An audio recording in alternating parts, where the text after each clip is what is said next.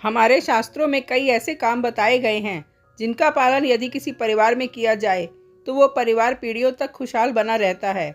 आइए जानते हैं शास्त्रों में बताए गए ऐसे ही 9 काम। कुल देवता का पूजन और श्राद्ध।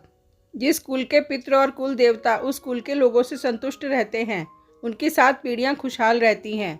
हिंदू धर्म में कुल देवी का अर्थ है कुल की देवी। मान्यता के अनुसार हर कुल की एक आराध्य देवी होती है, जिनकी आराधना पूरे परिवार द्वारा कुछ विशेष तिथियों पर की जाती है।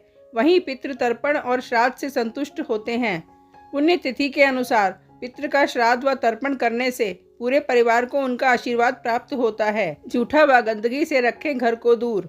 जिस घर में किचन में खाना बिना चखे भगवान को अर्पित किया जाता है, उस घर में कभी अन्न और धन की कमी नहीं होती। इसलिए यदि आप चाहते हैं कि घर पर हमेशा लक्ष्मी मेहरबान रहे, तो इस बात का ध्यान रखें कि किचन में जूठन न रखें व खाना भगवान को अर्पित करने के बाद ही जूठा करें। साथ ही घर में किसी तरह की गंदगी, जाले आदि न रहें, इसका खास ख्याल रखें। इन 5 को खाना खिलाएं। खाना बनाते समय पहली रोटी गाय के लिए निकालें। मछली को आटा खिलाएं। कुत्ते को रोटी दें।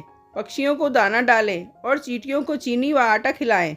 जब भी मौका मिले इन 5 में से एक को भोजन जरूर करवाएं। अन्नदान। दान धर्म पालन के लिए अहम माना गया है। खास तौर पर भूखों को अनाज का दान धार्मिक नजरिए से बहुत पुण्यदायी होता है।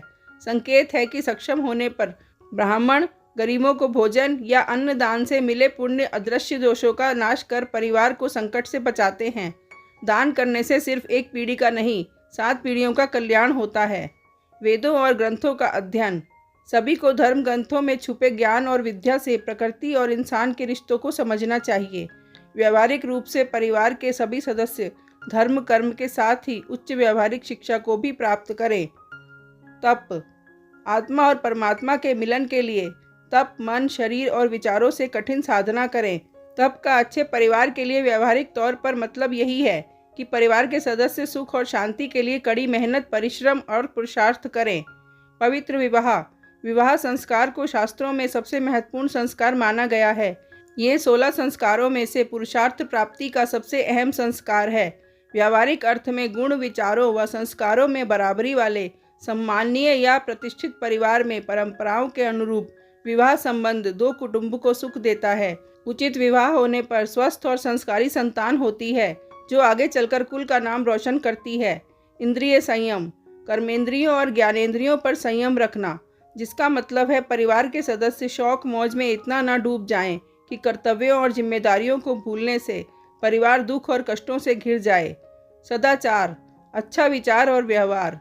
संदेश है कि परिवार के सदस्य संस्कार और जीवन मूल्यों से जुड़े रहें।